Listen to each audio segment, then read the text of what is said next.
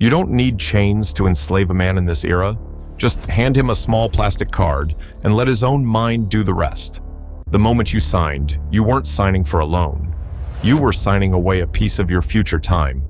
The old system needed armies and chains to control a man. The new system only needed his desire. Each of us stands alone in a dark room, believing we're moving forward, while we're only walking a line drawn by someone else.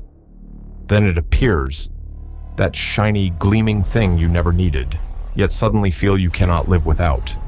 They manufacture the desire before the product. They sell you a feeling, then make you pay for it for years. The moment you finally own that thing, its shine melts in your hands. Only the debt remains real. Your hand remains empty, but your bank account remembers everything. Look around. Every shop window is a black mirror, reflecting back the perfect version of what you should be. And when you stare into that mirror long enough, you realize you're not alone in it. You're one copy among millions, chasing the same reflection. We all reach into the darkness for the same thing, without ever asking why we wanted it in the first place. One card is never enough. It quickly becomes a staircase, one you climb believing you're rising. You climb and climb and climb, and every step takes a full month of your future life. But at the top, you discover the terrifying truth. This staircase isn't straight.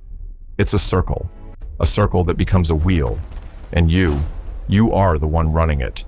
You run every morning, believing you're advancing, while the wheel only spins in place. You run faster and faster, out of fear of falling, not out of love for arriving. And suddenly, numbers begin raining down on you from every direction. Bills, installments, interest. Every falling number takes with it an hour of your sleep, a moment of your peace. The numbers pile around you, layer after layer, until you forget they began as a simple desire. At some point, those numbers become a wall, and the wall becomes bars.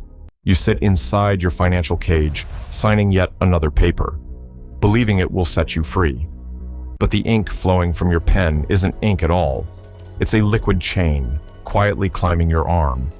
And when the chains spread fully through your body, you realize you didn't sign a contract. You signed away your identity. Every morning you go to a small office, thinking it's your job. In truth, it's your officially licensed cage. The walls you think are an office transform before your eyes into cold chrome bars. And when you finally look around, you realize the other offices are all identical cages in endless rows. Every cage is connected by a thin silver thread rising upward to a place we cannot see. In the end, all those threads converge into one massive hand. A hand with no name, no face. A hand that tightens the threads every time you think about stopping the run. Time itself turns into tiny chains, leaking from an hourglass that never stops. When that hourglass shatters, you find no time inside. Only one symbol, an endless circle. You look at your shattered reflection and ask yourself for the first time, am I truly free? And in the heart of all this darkness, a small crack of light appears. The first sign that something is beginning to change. The crack grows wider, the light seeps in more, revealing for the first time the true size of the cage you were in. You slowly turn toward that light, and for the first time in years, you feel there's another direction. The chains wrapped around your wrist begin to crack, slowly, link by link. One link breaks, turning into silver dust that scatters into the dark. You lift your wrist, feeling lighter, not because the chains are all gone, but because you finally saw them. You stand still, while the wheel you once ran in keeps spinning without you. You look behind you and see the others, still running, unaware that stopping is even possible. And in your eyes, a different gleam appears this time. Not the gleam of desire, but the gleam of awareness. You begin to walk, slow steps, away from the room you once thought was the entire world. On the distant horizon, a single point of white light. It might be freedom, or it might be a new trap you haven't discovered yet. The real question was, never, how do you break free from chains?